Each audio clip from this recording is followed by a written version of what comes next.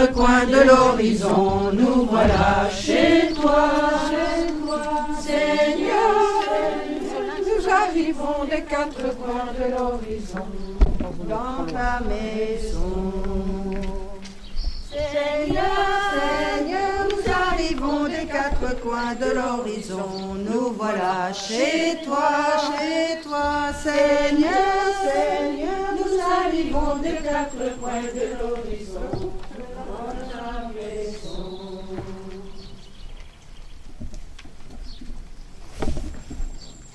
Nous sommes encore en plein temps pascal.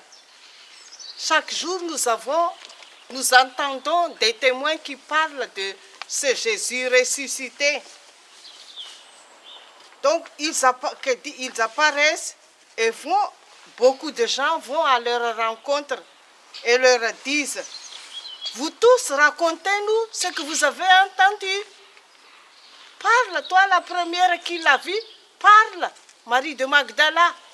Ah oui, il était dehors, hors du tombeau, debout. Et il dit: Marie, ah, j'ai reconnu, c'est lui, c'est sa voix. J'ai voulu le retenir. Mais il m'a dit: va vite à raconter ce que tu vois à mes compagnons. Je suis parti. Oh, nous étions deux, tout tristes.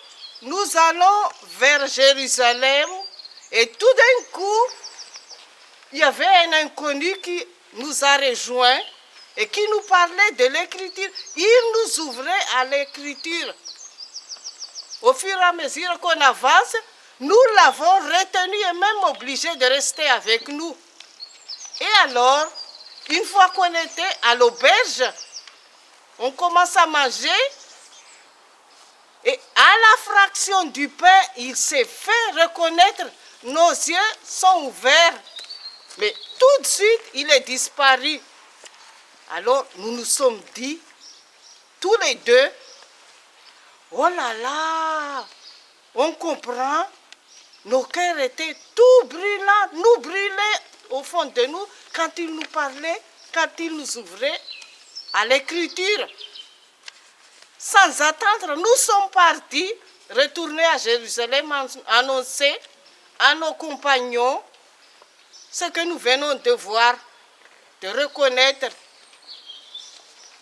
Et nous étions 11, enfermés, tout tristes, à la maison. Jérusalem était couvert sous le noir. Nous étions très, très tristes. Et tout d'un coup, quelqu'un apparaît qui nous dit: la paix soit avec vous.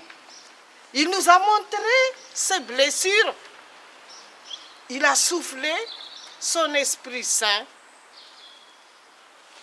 Oh, moi, mes compagnons m'ont raconté. Je n'ai pas voulu croire.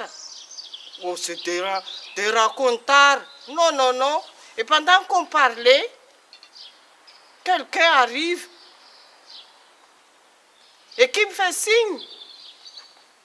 À moi, Thomas, indigne. Il fait signe: approche-toi. Mets ton doigt ici. Oh, j'ai vu les trous, les marques des clous dans les mains de mon Seigneur et mon Dieu. C'est lui le Christ. Ils ont dit: vrai, il est vraiment vivant. Et tout ce qui était là disait: nous l'avons vu ressusciter, Nous témoins de la vérité, il est venu, il reviendra. Amen, Alléluia, Amen, Alléluia.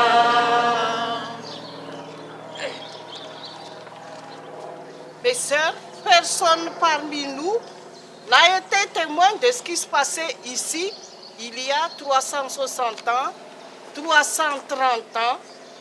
Et pourtant, nous voulons savoir comment chacun de nous a vécu et servi ici. Mais nous allons demander à ceux et celles qui l'ont vu qui était témoin. Donc toi, terre ici, dis-nous ce que tu as entendu et vu ici. Dis-nous, ne nous cache rien. Et vous les pierres, racontez-nous comment la vie de cette Jean Delanoue a évolué. Ici, vous l'avez vu vivre. Et toi, Koto, tu es le plus grand de tout, tu as aperçu tout. Dis-nous, eh oui, tout. Ne nous cache rien. Nous voulons savoir ce qui se passe ici. Nous voulons que ce qui se passait ici soit reconnu, ici, partout en France. Et même plus loin, il y en a qui veulent le voir en Afrique, savoir en Afrique, en Asie ou dans les îles lointaines. Tous nous voulons voir de partout. Nous voulons entendre comment cette femme, Jean Delanoue, s'est donnée ici pour le service de ceux et celles que le Seigneur lui a confiés. Nous voulons entendre de partout. Et avec nos moyens modernes aujourd'hui, partout, tout le monde peut entendre ce que vous dites et tout le monde en sera heureux. Racontez-nous tout ce qui se passait ici. Jeanne est née à Saumur sous le règne de Louis XIV. En France, à cette époque, grande richesse et extrême pauvreté se côtoient. Il y a tellement de pauvres, on dit qu'il y a 8000 habitants à Saumur et 2000 pauvres. Pas forcément des gens à la rue, mais 2000 personnes qui n'ont pas de quoi vivre. Si bien que la police oblige les gens riches à donner du pain chaque semaine. Nous sommes ici dans le quartier de Fenette, faubourg de la ville de Saumur. Les habitants habitent souvent dans les rochers, dans le coteau. Les gens exploitent aussi des terres, des petits carrés de vignes. Et c'est dans ce quartier qu'habitait, avec sa famille, Pierre Delanoue, marchand honnête qui gagne bien sa vie. C'est là donc, à cet emplacement, que la tradition situe la maison natale de Jean Delanoue. Et nous y sommes. Nous y sommes. Jeanne voit le jour le 18 juin 1666 dans ce lieu. C'est impressionnant. Près de la chapelle de Notre-Dame des Ardiliers, au lieu de pèlerinage.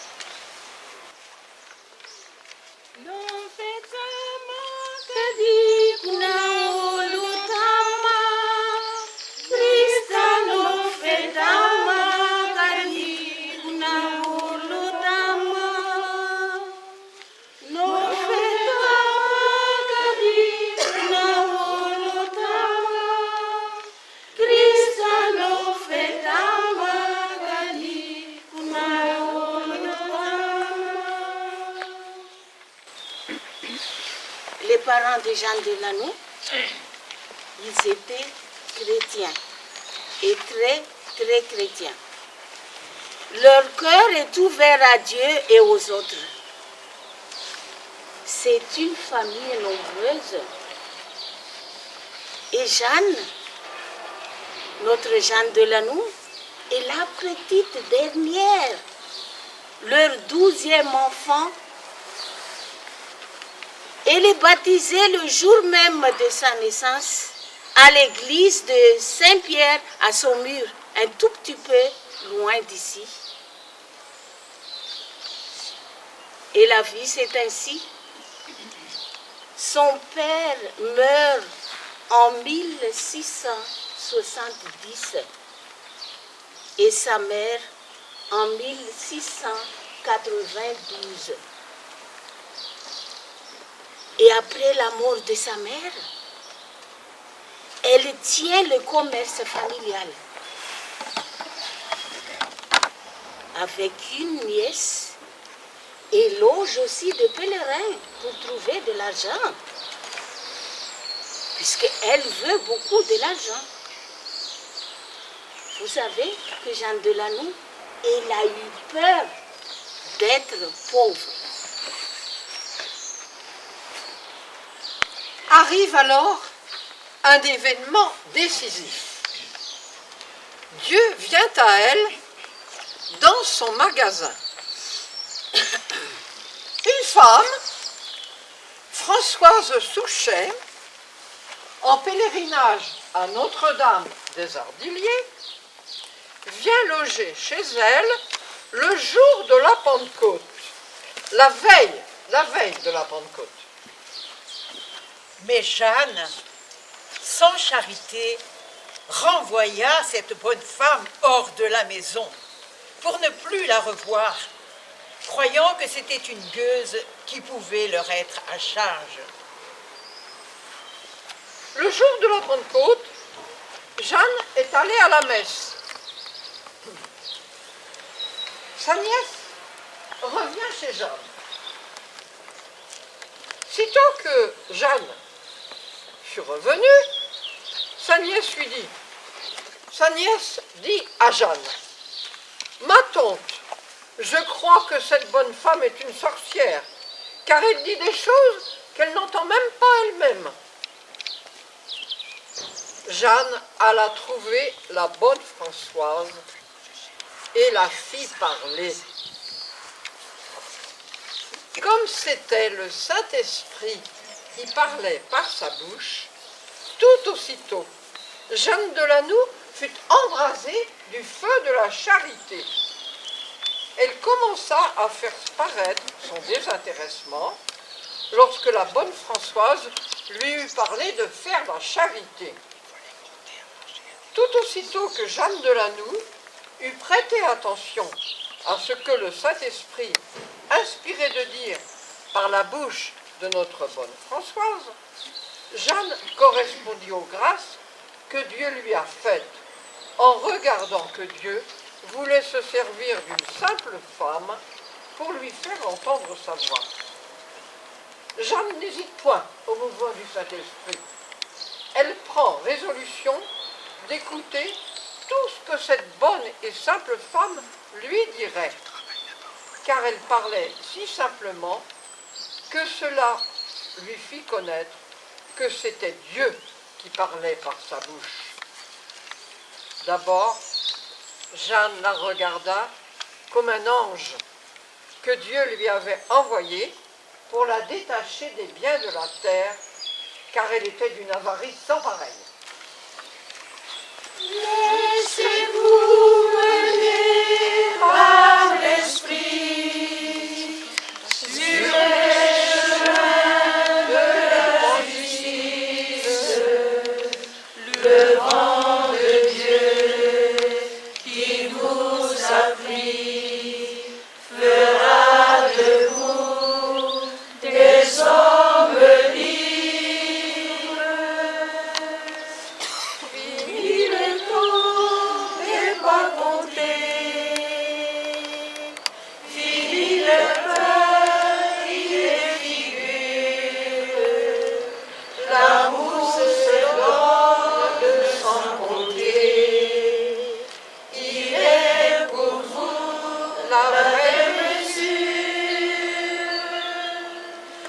Laissez-vous mener par l'Esprit sur les chemins de la justice, le vent de Dieu qui vous a pris fera de vous des hommes libres.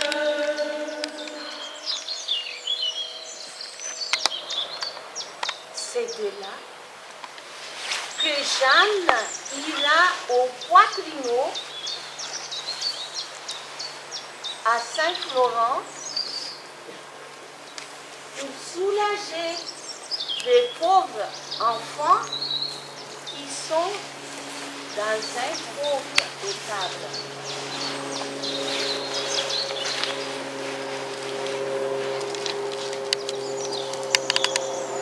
Elle ne manquait pas d'y aller avec le feu de la charité.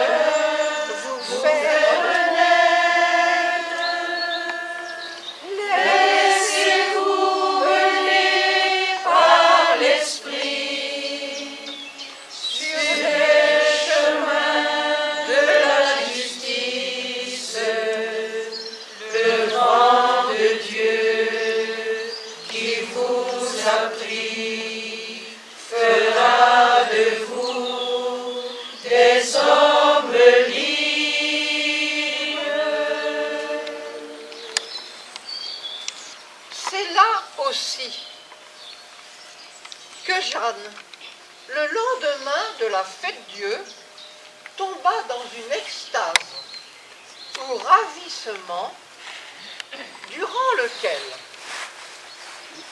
premièrement, elle expérimenta l'amour maternel de la grande reine du ciel qui vint au-devant d'elle, l'embrassa et lui dit « Voilà, voilà celle que je fais chercher depuis longtemps. » Elle lui fit prendre place près d'elle, lui témoigna l'aimer beaucoup, et ensuite cette reine disparut.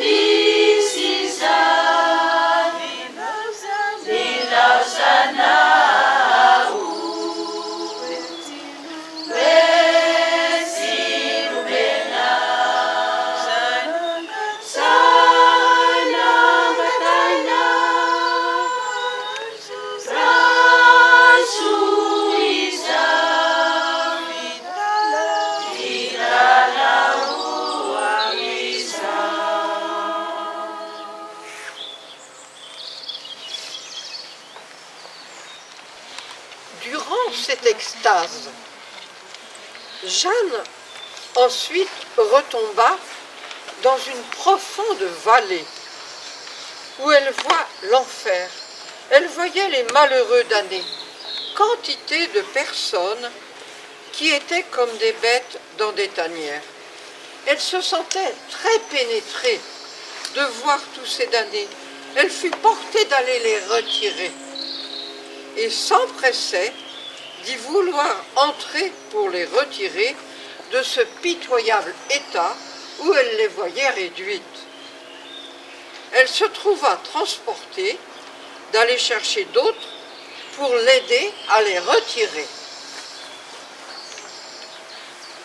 Et c'est là aussi que Jeanne partait avec un grand sac plein de pain et avec un grand panier plein de tout ce qu'elle pouvait connaître leur être nécessaire pour nourrir et revêtir de petits enfants qu'elle appelait des petits Jésus.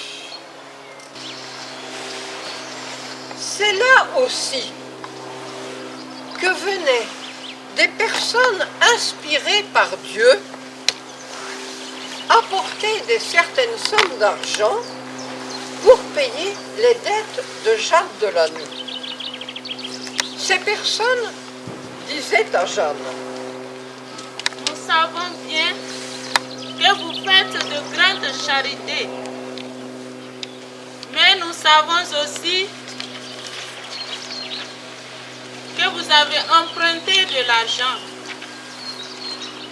Mais nous vous déclarons que nous avons quelques sommes d'argent que nous avons gagnées à la sueur de notre travail.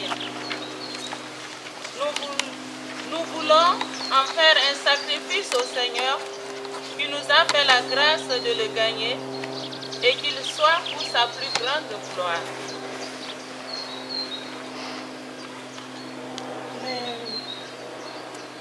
Nous vous prions que nous soyons associés avec vous pour servir nos chers frères les pauvres. Nous prenons le temps maintenant de méditer, de repenser, puisque nous faisons partie de ces gens qui ont demandé aussi à Jeanne Delanoue d'être associés avec elle pour servir nos chers frères les pauvres à Saint-Malo. Nous pensons à tous ces pauvres que nous avons servis, car c'est ici, dans ce lieu même, que Jeanne Delanoue a reçu les premiers pauvres.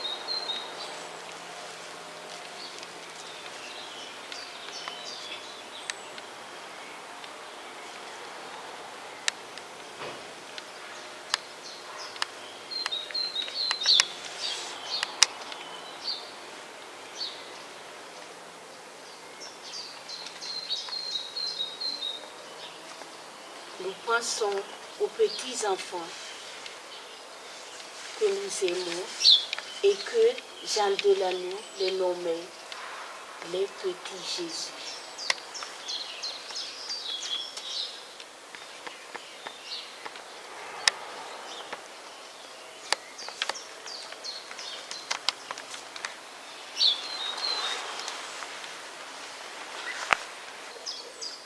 Comme lui, savoir dresser la table, comme lui, louer le tablier, se lever chaque jour et servir par amour, comme lui, offrir le pain de sa présence aux gens qui ont faim d'être aimés, être pour eux des signes d'espérance au milieu de notre monde.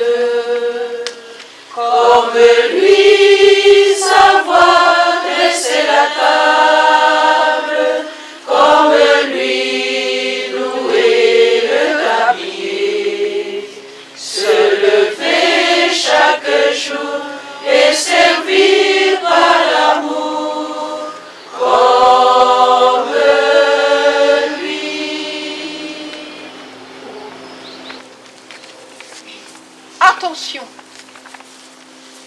un événement difficile arrive pour Jeanne. Le 3 juillet 1703, un éboulement du coteau se produit dans le faubourg de Fenêtre. 11 maisons s'écroulent, 11, dont celle de Jeanne. Tout le monde a pu être sauvé du désastre, à l'exception d'une petite fille. Devant une telle catastrophe,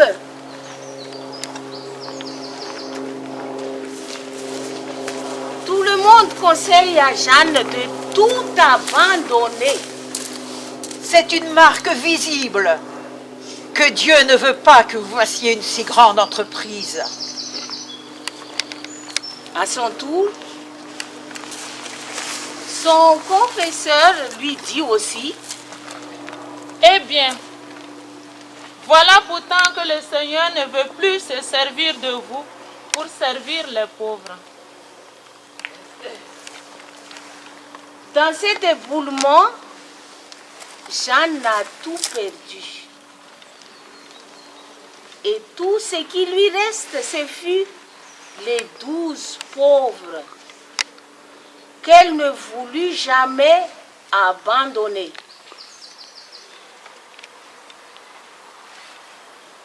Elle avait une si grande foi que tous les rebuts qu'on pouvait lui faire ne pouvaient pas la persuader que le Seigneur l'a pu abandonner, tant sa foi est si grande. Et que le Seigneur la rétablirait pour le soulagement des pauvres.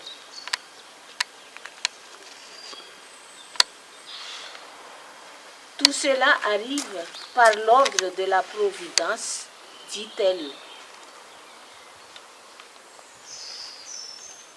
Mais quand je devrais aller dans un pré avec mes chers pauvres, je ne les abandonnerai jamais, jamais. Je vais vivre et mourir avec mes chers frères les pauvres. Sa foi lui était un grand trésor. Et pour Jeanne, tous ces pauvres ne sont pas d'abord des personnes à secourir, ni à aider, ni à soutenir seulement, mais ses plus proches parents, ses frères, avec qui elle partage tout.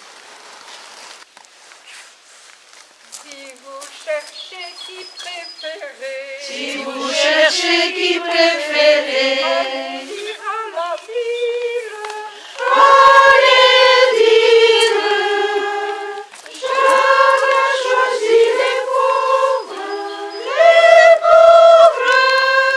les plus déshérités, les pauvres, avec le cœur du Christ, vous donnerez un sens au monde.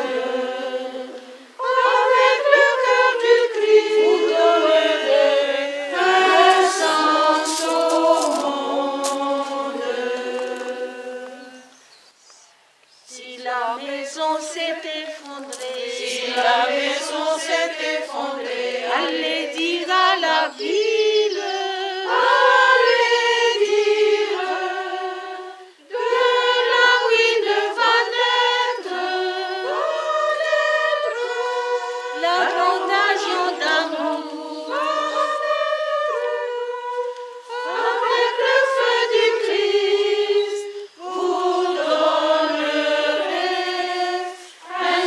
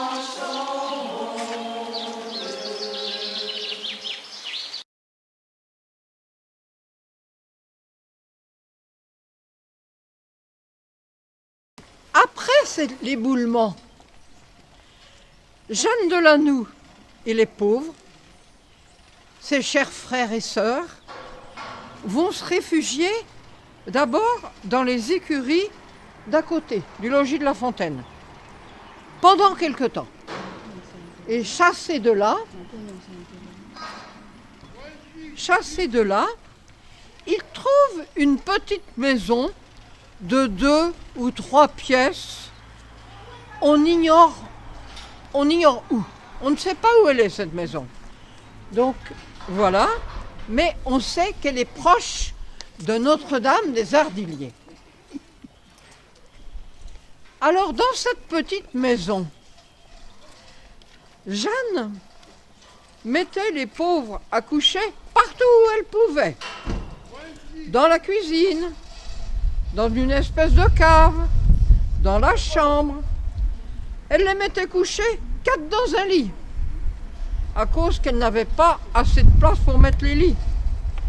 Elle les mettait dans des malles qui pouvaient se couler sous les lits. Et puis, on en mettait à coucher 8 dans un lit.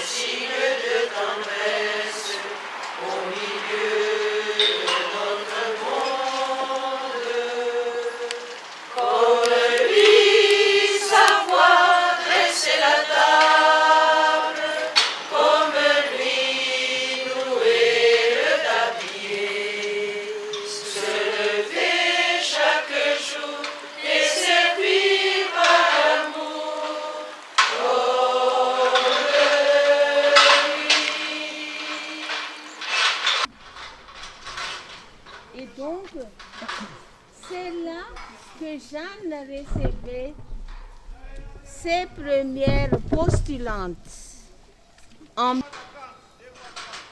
Ces postulantes, c'est Anne-Marie Penguin, le 25 avril 1703.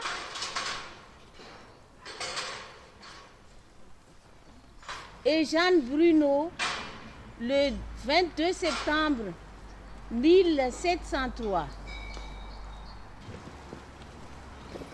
Là eut lieu la première prise d'habit le 26 juillet 1704 pour ces 2 jeunes filles ainsi que pour Jeanne de Lannou et sa nièce. L'organisation des premières sœurs de Sainte-Anne date officiellement le 26 juillet 1704. Et les premières règles, vécues d'abord, furent approuvées 5 ans plus tard par l'évêque d'Angers le 29 septembre 1909.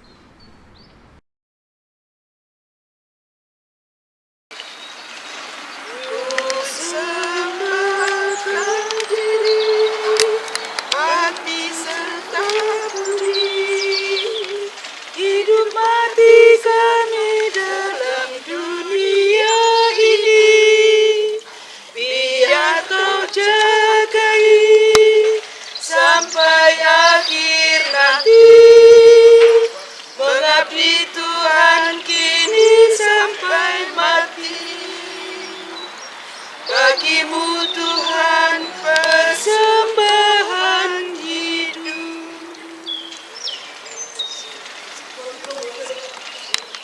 Nous offrons nos cœurs, nos esprits et nous-mêmes, notre vie et notre mort dans ce monde. laissez-vous en prendre soin jusqu'à la fin. Servir le Seigneur jusqu'à la mort. À toi, Seigneur, notre offrande vivante.